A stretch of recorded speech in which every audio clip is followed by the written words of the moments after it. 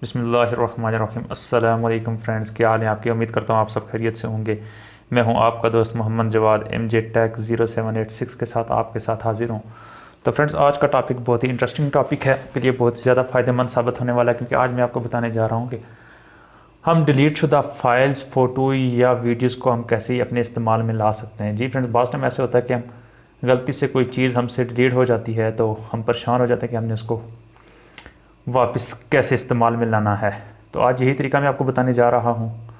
बहुत ही आसान सा तरीका है। तो सबसे पहले हमने सेटअप इंस्टॉल कर लेना है।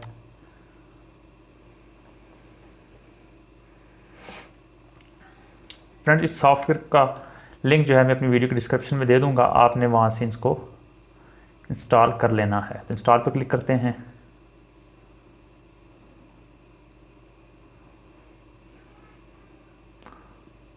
फ्रेंड्स, देख सकते हैं रिकवा हमारे पास इंस्टॉल हो चुका है।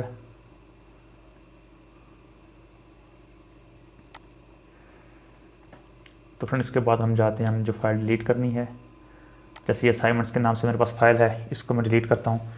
शिफ्ट के साथ मैंने डिलीट को प्रेस करना है और ये मैंने इसको, आप ये देख सकते हैं, यहाँ से पढ़ सकते हैं, are you sure you want to permanently delete this file. तो यस पे क्लिक कर देता हूँ मैं। जैसे देख सकते हैं, आप देख सकते हैं फ्रेंड्स कि ये फाइल मुकम्मल डिलीट हो चुकी है। उसके बाद रिकवा को मैं ओपन कर लेता हूँ, यस पे क्लिक करता हूँ, नेक्स्ट पे क्लिक करता हूँ और ये मुझसे पूछ रहा है फ़ाइल टाइप। अगर आपको पता नहीं है कौन सी फाइल्स है आपकी, तो आप ऑल फाइल्स पे क्लिक करके नेक्स्ट कर सकते हैं।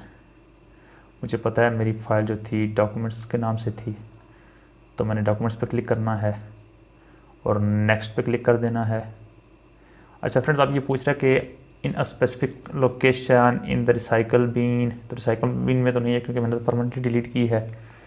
इन my documents, on my media card और आईपॉड,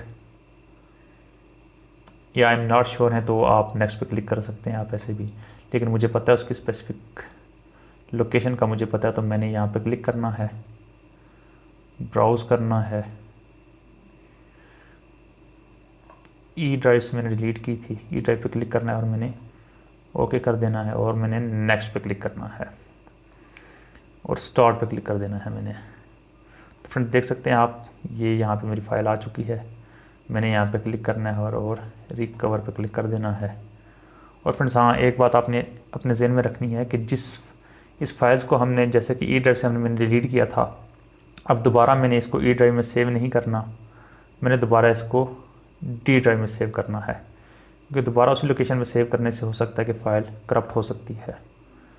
तो ओके पे क्लिक कर दें और जी फ्रेंड्स, ये देख सकते हैं कि हमारी फाइल्स ऑपरेशन कम्प्लीटेड इन। और फ्रेंड्स, देख सकते हैं कि आप, ये हमारी फ़ाइल जो है रिकवर हो चुकी है। ओके पे क्लिक कर देते हैं, इसको मिनिमाइज़ कर देते हैं, माई कंप्यूटर में जाते हैं और हम डी में जाके अपनी फ़ाइल चेक कर लेते हैं। ये देख सकते हैं फ्रेंड्स, असाइनमेंट्स के नाम से है, इसको ओपन करके हम चेक कर सकते हैं। तो फ्रेंड्स, ये फ़ाइल हमारी वापस रिकवर हो चुकी है। तो फ्रेंड्स, उम्मीद करता हूँ आपको आज का ट्यूटोरियल पसंद आया होगा। काइंडली वीडियोस को लाइक कीजिए, चैनल को सब्सक्राइब कीजिए, ताकि आने वाली तमाम वीडियोस की अपडेट आपको मिलती रहे।